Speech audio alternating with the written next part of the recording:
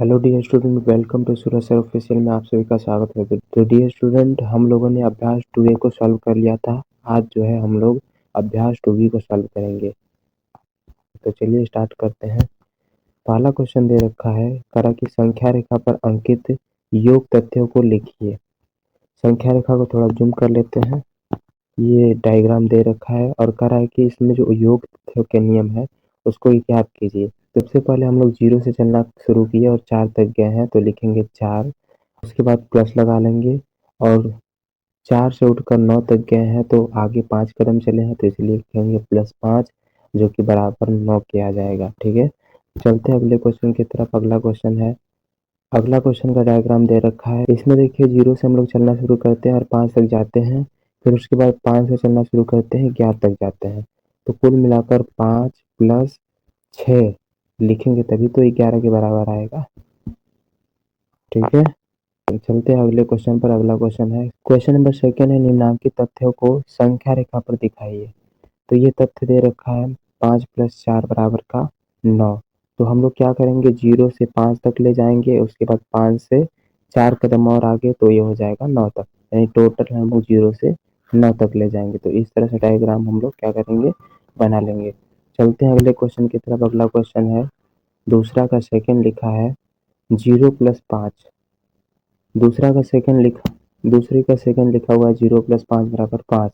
0 का तो डायग्राम बन नहीं सकता, इसीलिए बस हम केवल 0 से 5 तक ही ले जाएंगे। ये हो जाएगा 0 + 5 का डायग्राम। तो ये है तुम्हारा दूसरे क्वेश्चन का आंसर। ठीक है, चलते हैं आगे।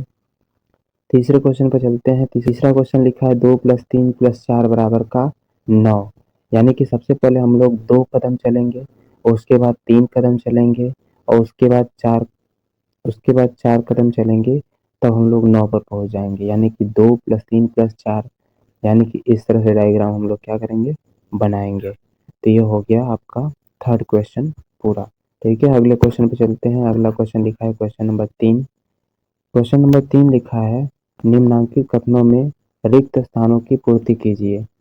पहला क्वेश्चन दे रखा है, करा कि 345 + 789 बराबर का रिक्त स्थान है और उसके बाद प्लस का 345 दिया है। तो हम लोग रिक्त स्थान में 789 भरेंगे। अब ये कैसे भरेंगे, दोनों साइड का हम लोग संख्याओं को मैच कराएंगे, देखेंगे कौन सी संख्या एक तरफ अनुपस्थित है, उसी संख्या को भर लेंगे। तो हम लोग देखते हैं 345 साइड में दिया है, 345 इस साइड में भी दिया है, लेकिन 789 बस इस साइड में दिया है, इस साइड में खाली स्थान दिया है।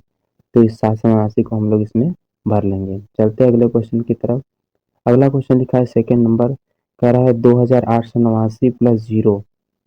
तो 2089 में जब हम लोग 0 को जोड़ेंगे तो 2089 ही आएगा। तो ये हो जाएगा सेकंड क्वेश्चन का आंसर।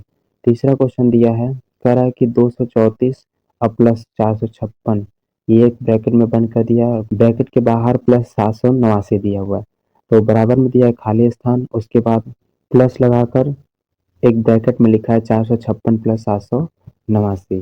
तो हम लोग देखते हैं कि 456 इस साइड में है, दूसरे साइड में भी है, 789 एक साइड में है तो दूसरे साइड में 789 है, लेकिन 234 एक साइड में है, दूसरे साइड में खाली स्थान दिया है, तो इसमें हम 234 को भर लेंगे। तो ये हमारा हो जाएगा राइट आंसर।